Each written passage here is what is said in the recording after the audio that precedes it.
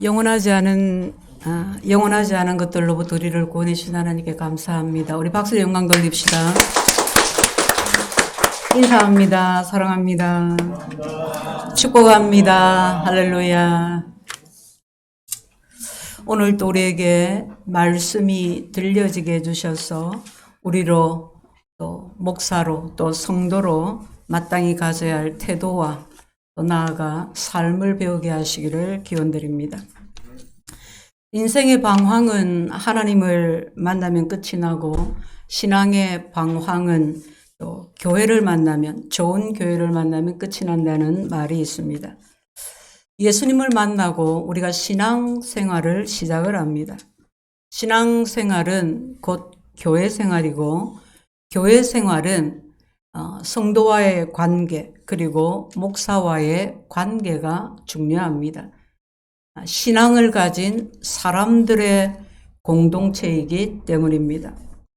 특히 목사와의 관계가 매우 중요합니다. 영적 지도자의 목사와의 관계가 막혀버리면 신앙생활을 열심히 할 수도 없고, 또 신앙생활을 열심히 한다고 하더라도 기쁨이 없고 성장이 없고 축복이 되지를 않습니다. 목사도 그렇습니다. 성도와의 관계가 막히고 잘못되면 아무리 목회를 잘하고 열심히 하고 교회가 부흥을 한다 해도 보람과 기쁨을 가질 수가 없습니다. 흔히들 그런 말을 하지요. 야, 하나님 보고 교회 나오지 목사 보고 교회 나오냐? 그렇게 말을 합니다. 또 누군가 교회 안에서 인간관계에 의해서 시험에 빠지면 그를 찾아가서 야, 우리가 하나님 보고 교회 다니는 거지 하나님 보고 신앙생활 해야지 사람 보고 신앙생활 하는 거 아니야. 그러니까 사람 때문에 시험 들지 말라고 권면을 합니다. 공감이 가고 한편으로는 맞는 말이긴 하지만은 그 말 그대로 다 받아들일 수는 없습니다. 왜냐하면 우리가 하나님만 보고 예수님을 믿는 그 믿음만 가지고 신앙생활을 한다면 교회는 필요가 없습니다. 혼자 기도할 수 있습니다. 교회 와서 기도하는 게 훨씬 더 충만할 수 있죠. 그러나 혼자 못하는 것 아닙니다. 기도원에 가서 또는 자기 집에서 신앙생활 할 수도 있기 때문입니다. 하나님이 교회를 만드신 이유는 목회자와의 관계, 또 주위 사람들과의 관계, 수많은 관계들 속에서 신앙생활을 함으로 우리가 하나님과의 수직적인 관계만이 아니라 인간 간의 수평적인 관계도 중요하다는 것을 깨우쳐 주시기 위함입니다. 그래서 하나님께서 우리를 이렇게 한 자리에 한 몸으로 불러 모으신 것입니다. 내가 교회를 오래 다니고 있는데 한 교회에서 직분도 맡고 그렇게 오래 다니고 있는데 내가 내 옆에 있는 사람과 진지하게 기도 한번 해보지 않은 이들이 너무도 많습니다. 목회자와 마음을 터놓고 상담을 하고 중보기도 하지 않는 성도가 많습니다. 그러니 어떻게 복이 되겠습니까? 성경은 목사가 성도에게 가져야 할 태도와 성도가 목사에게 가져야 할 태도에 대해서 상당히 구체적으로 또 여러 번에 걸쳐서 여러 곳에서 언급을 하고 있습니다. 본문은 목사와 성도에게 공통적으로 주시는 말씀으로 성도가 영적 지도자의 목사에게 가져야 할 몇 가지 태도, 그리고 목사가 성도에게 가져야 할 태도에 대해서 말씀하고 있습니다. 오늘 이 말씀이 우리에게 들려지고 깨달아지게 되기를 축복합니다. 자, 12절에 형제들아 내가 너희와 같이 되었은즉 너희도 나와 같이 되기를 구하노라. 목사와 성도가 공통적으로 가져야 하는 태도입니다. 공통적으로 주시는 권면이 영적 지도자의 목사와 성도가 모든 것에서 같이 되고 모든 일을 같이 하라는 것입니다. 아주 간단한 말씀입니다. 성경에서 가르치다는 말과 배우다는 말은 어원이 같습니다. 원어인 히브리드 단어가 같다는 말이에요. 배우다는 뜻도 되고 가르치다는 뜻도 가지고 있습니다. 이것은 배움과 가르침이 결코 분리가 될 수 없다는 것입니다.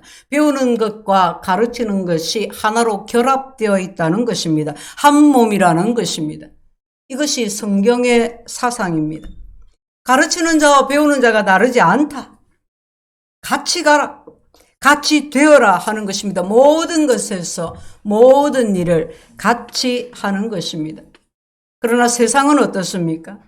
세상에서는 가르치는 것과 배우는 것이 완전히 다릅니다. 같을 수가 없습니다. 선생과 학생이 어떻게 같을 수가 있습니까? 학생은 선생 그림자도 밟지 마라는 유교적인 가르침이 아직도 우리 내리에 남아 있습니다. 세상의 교육 철학은 성경과 사상이 다릅니다.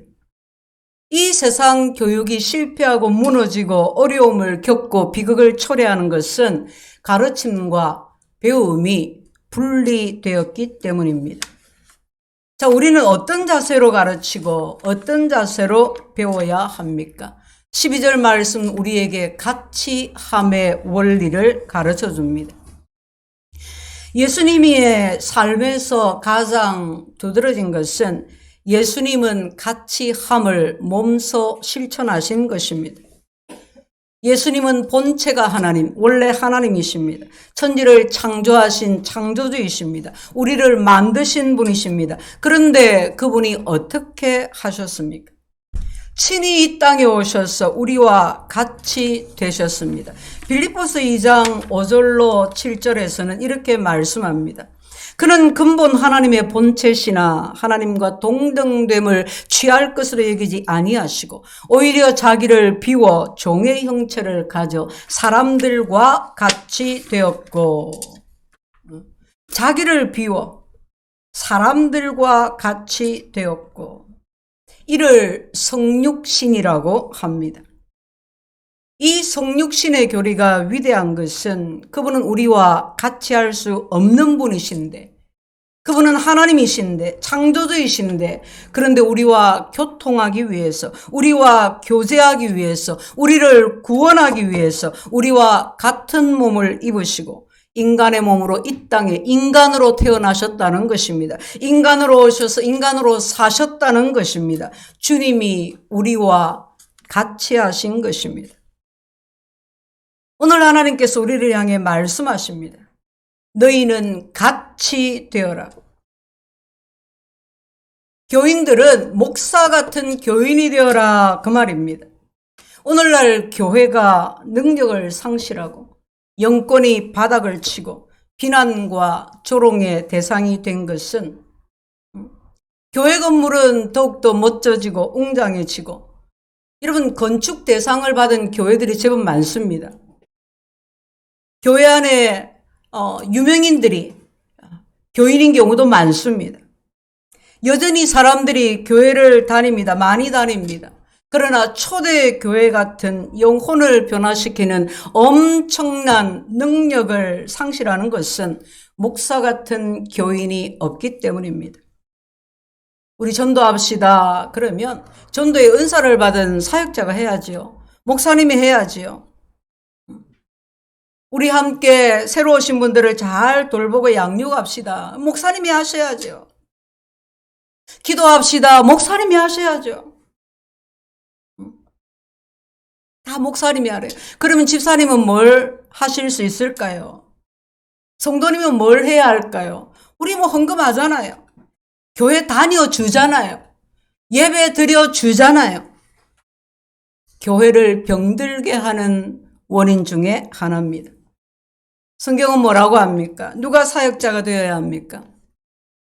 주님이 처음 교회를 세우시면서 주신 명령은 성도가 목사가 되어야 하고 온 성도가 사역자가 되어야 한다는 것입니다.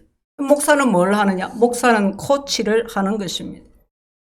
온 성도가 주의 일을 다 잘 감당할 수 있도록 그들을 양육하고 훈련하고 세우는 일이 목사가 하는 것입니다. 그런데 대부분의 교회에서 우리가 보는 것은 목사는 마치도 운동장에서 시합하는 선수와 같아 보입니다. 우리가 월드컵에서 경기를 보면서 그지, 야, 누구 잘한다, 아무개 잘한다. 예? 그 아무개 같이 보이는 거예요. 목회라는 경기장에서 시합이 벌어집니다. 교인들은 관중석에 앉아서 관전합니다. 야, 잘한다, 어떻다. 박수치고 열광하고 실망하고 던지고. 목사님, 아무개 집사가 좀 낙심해 있습니다. 그럼 목사가 달려가서 상담하고 권면하고 이렇게 세웁니다. 그럼 다시 교회에 나오고 또 신앙생활 잘합니다. 야, 우리 목사님 참 잘한다. 이 관중들은 그렇게 박수를 칩니다. 그러다가 어떤 때는 막 야유를 보냅니다. 설교가 왜 저래? 우리 목사님 기도 안 하나? 영감이 떨어진 것 같아. 야, 시합을 왜 저렇게 해? 야, 누가 좀 안 좋다는데 가서 좀 잘하지. 그 사람 비 하나 못 맞추나? 목사님은 그런 거 잘해야지. 그럼 목사는 탈진합니다. 교인들은 그저 예배 드리러 왔다 갔다 합니다. 예배를 사실은 드리는 것이 아니지요. 경기를 보는 것처럼, 쇼를 보는 것처럼 그렇게 예배를 보고 갑니다. 사역은 감당하려고 하지 않습니다. 목사의 목회의 짐을 나누려고 하지 않습니다. 직분을 부담스러워합니다. 겸손하게 직분을 받아 충성하는 것이 아니라 직분을 받으면 뭔가 내 시간을 빼앗기는 것 같고 내 자유를 빼앗기는 것 같고 뭔가 그 책임에서 자유스럽지 못할 것 같고 그래서 설렁설렁 내가 하고 싶을 때 하고 안 하고 싶을 때 안 하고. 그러니 교회가 힘을 잃는 것은 당연한 것입니다. 에베소서 4장 11절부터 12절에 교회와 사역자가 하는 일을 세 가지로 말씀하고 있습니다. 성도를 온전케 하고 봉사의 일을 하고 그리스도의 몸을 세운다 그랬습니다. 여기서 목사가 하는 일은 성도를 온전하게 하는 일입니다. 온전하게 한다는 것은 구비시킨다는 것입니다. 군대를 가면 훈련을 하죠, 그죠? 평생 그런 거 한 번도 안 해보다가 눈물 콧물 흘리면서 우리 조카 그러더라고. 화장실에 들어가서 초코파이 먹는데 눈물이 확 쏟아지더라. 그렇게 막 훈련을 시킵니다. 왜요? 좋은 군사로 만들기 위해서. 전쟁을 대비해서 또한 나라를 지키는 국토 방위에 그 임무를 잘 감당하기 위한 좋은 군사로 만들기 위해서 훈련하는 것입니다. 그렇게 좋은 군사로 구비를 시키는 것입니다. 이 구비시키는 일, 성도를 온전하게 하는 일이 목사가 하는 일입니다. 하나님이 목사를 주셨어. 에베소서에는 목사와 교사를 주셨어. 목사를 말합니다. 목사와 교사를 주셔서 성도를 온전하게 하고 그럼 성도는 뭐 하느냐? 그 나머지는 성도가 감당하는 것입니다. 구비시켜 뭘 하게 하려고? 봉사의 일을 하게 하는 것입니다. 이런 봉사가 무엇이라고 생각하십니까? 그냥 봉사, 교회 안에서 봉사하면 청소하는 거, 주방에서 밥하는 거, 얼른 그걸 생각을 해요. 여러분 그것도 봉사가 맞긴 합니다. 그러나 사실 성경이 말하는 봉사는 이런 것들이 포함이 안 되어 있습니다.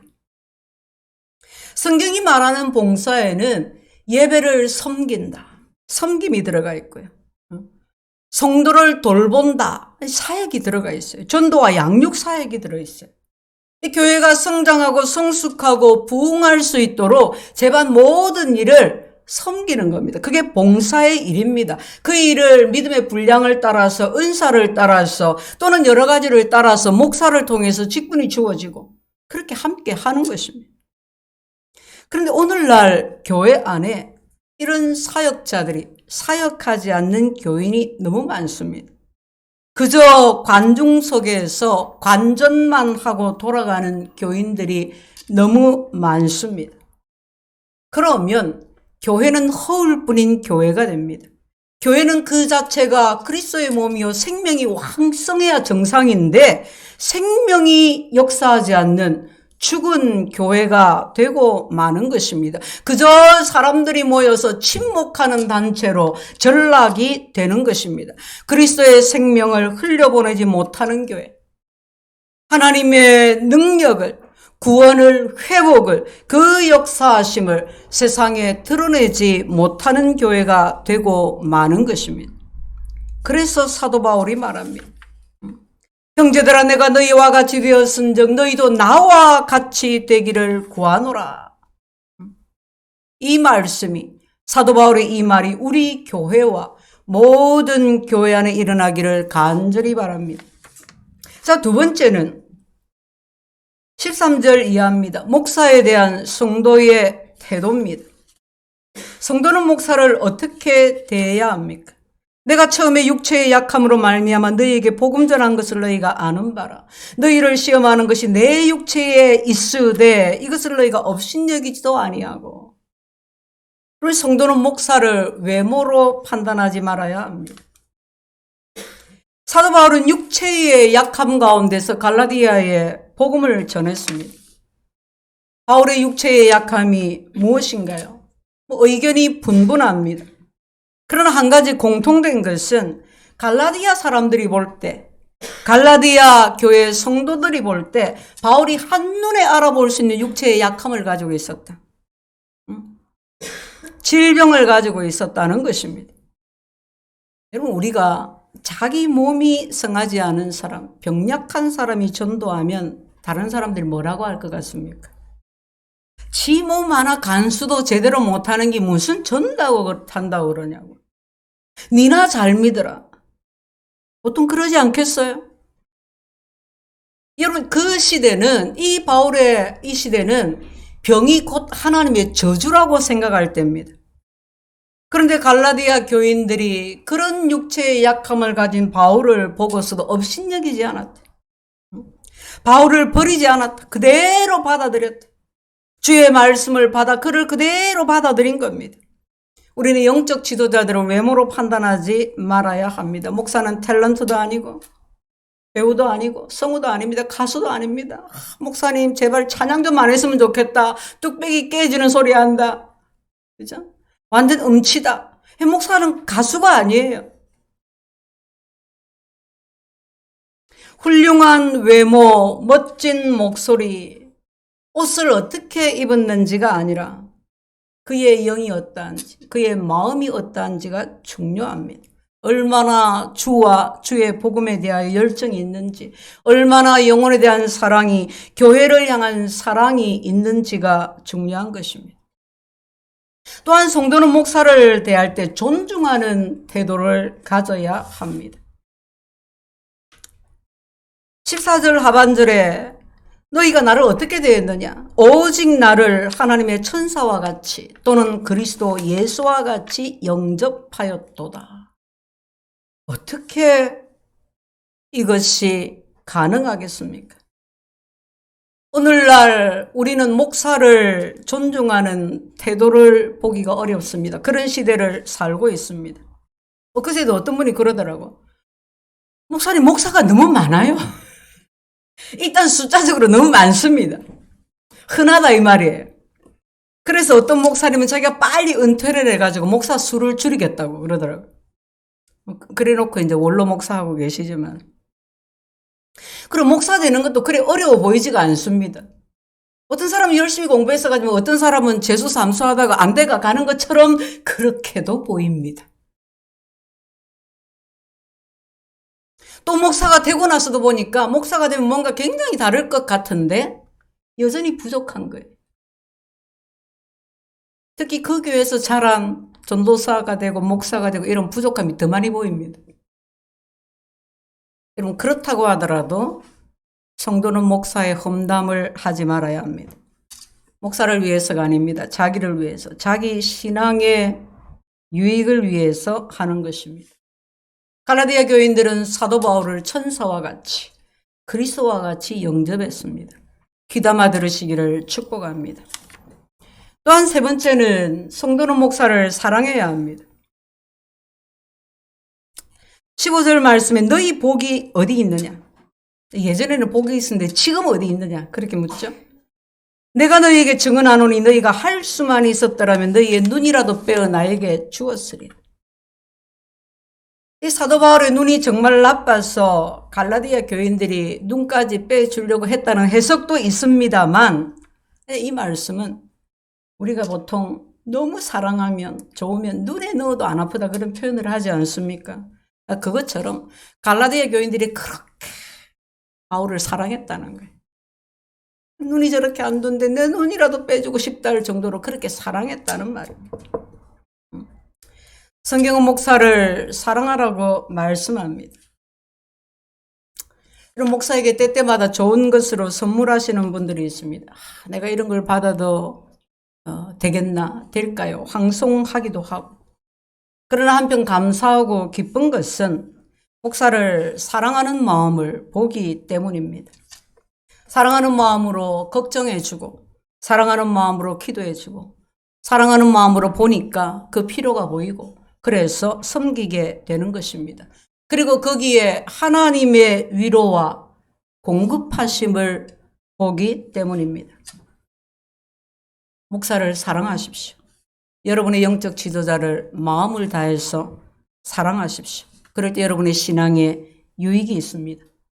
성도가 목사를 사랑하고 목사가 성도를 사랑할 때 그것이 목사와 성도 서로 간에 유익이 되고 교회는 하나님의 뜻 가운데서 성장해 가고 부흥하게 될 것입니다. 또 한 가지 더 16절에 보면 그런즉 내가 너에게 참말을 함으로 원수가 되었느냐 하는데, 여러분 갈라디아 교인들이 이렇게 바울을 사랑했습니다. 그런데 갑자기 원수가 되었어요. 몇몇 교인들이 바울과 원수처럼 지내게 된 것입니다. 이유는 내가 참된 말을 함으로, 바울이 참말을 했기 때문입니다. 성도 여러분, 강단에서 선포되는 말씀을 하나님이 내게 주시는 말씀으로 받으시기를 바랍니다. 목사가 사사로이 얘기할 수도 있어요. 목사의 경험을 통해서 여러 가지를 통해서 권면할 수도 있어요. 그러나 하나님의 말씀을 따라서 선포하고 권면할 때 하나님이 목사님을 통해서 내게 이 말씀을 주시는구나, 그렇게 받아야 합니다. 근데 어떨 때 이런 분들이 있죠. 이런 마음이 생길 때가 있죠. 야, 목사님이 오늘 내를 치는구나.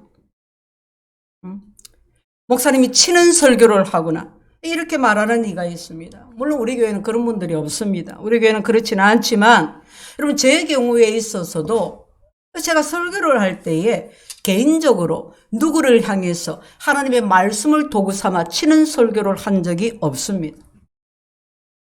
혹시라도 저의 설교에서 저거 나 들으라고 하는 거구나, 목사님 나한테 하는 거구나 라고 생각이 든다면 그것이 나를 치는 설교가 아니라 하나님이 나에게 주시는, 나에게 꼭 필요한 말씀이라고 받으시기를 바랍니다.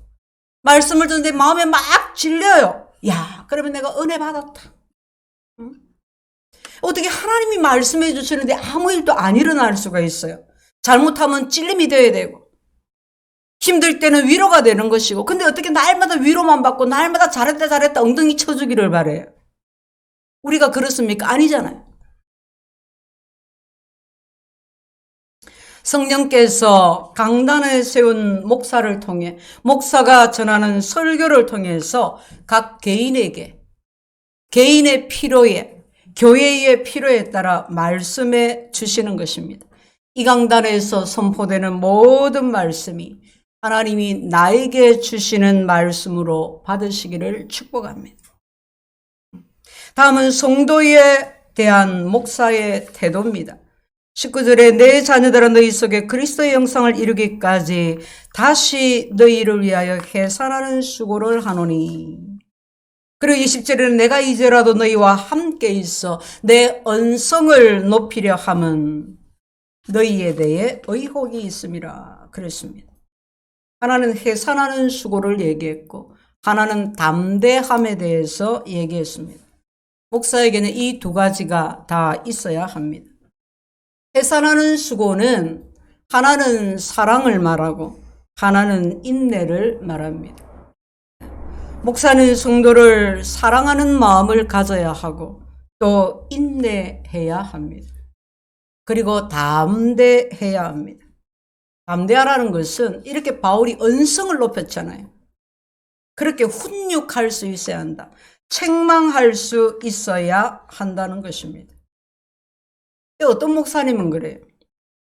주일 예배 빠지면 결석자를 다 체크해가지고 막 야단을 치는 거예요. 예배 시간에 누가 줘라. 따로 막 불러가지고 막 그따위로 예배를 드리냐고 막 야단을 치는 거예요. 헌금 생활을 못해. 막 불러서 야단을 치는 거예요. 저는 예전에 성적표 매긴 교회에 있어 본 적이 있습니다. 1년 성적표 쫙. 제일 출석률 쫙. 근데 그게 해마다 하니까 성도들이 별로 이렇게 긴장이 안 되더라고. 그래서 그 목사님 한 2, 3년 하다가 취업했는데. 뭔가 좀 이렇게 각성이 돼야 잘할 건데. 인간은 참 약하구나. 그런 생각을 많이 했습니다. 사실 목회는 그렇게도 해야 합니다. 그것도 필요하니까 하지 않겠습니까? 그래서 목사에게 불려가서 책망을 받아서 바르게 된다면 하나님께 책망받을 일을 면하지 않겠습니까? 내 눈앞에 있는 목사에게 야단 맞고 하나님 앞에 가서 야단 안 맞도록 그게 훨씬 좋지 않겠습니까? 그래서 너무 좋은 말만 해주기를 기대하지 말라는 것입니다. 여러분이 아시는 것처럼 저는 여러 가지로 부족한 것이 많은 목사입니다. 그럼에도 불구하고 여러분의 사랑과 또 존중과 순종으로 이렇게 주원교회 목사로 목회를 해왔던 것 같습니다. 주의 부르심을 따라서 또 주어진 삶과 또 주어진 목회 사역을 잘할 수 있도록 계속해서 기도해 주시고 또 주의 말씀을 따라서 함께 해 주시기를 바랍니다. 사랑하는 성도 여러분, 우리가 다 교회로 부름받았습니다. 주원교회 공동체로 한 몸이 되었습니다. 주님이 우리에게 주신 목표는 하나입니다. 목사도 성도도 온 교회가 다 그리스도의 장성한 분량으로 성장해 가는 것입니다. 이 성장을 잘 해가려면 목사와 성도의 관계가 중요합니다. 목사가 성도가 주님 안에서 좋은 관계로, 정말 아름다운 관계로 계속 잘 맺어가고 깊게 맺어갈 때에 교회는 주님이 원하시는 교회로 세워지게 될 것입니다. 목사와 성도의 관계에 대한 교훈이 우리 신앙생활의 지침이 되어서 바른 교회, 바른 신앙인이 되게 해주시기를 예수 이름으로 축원드립니다.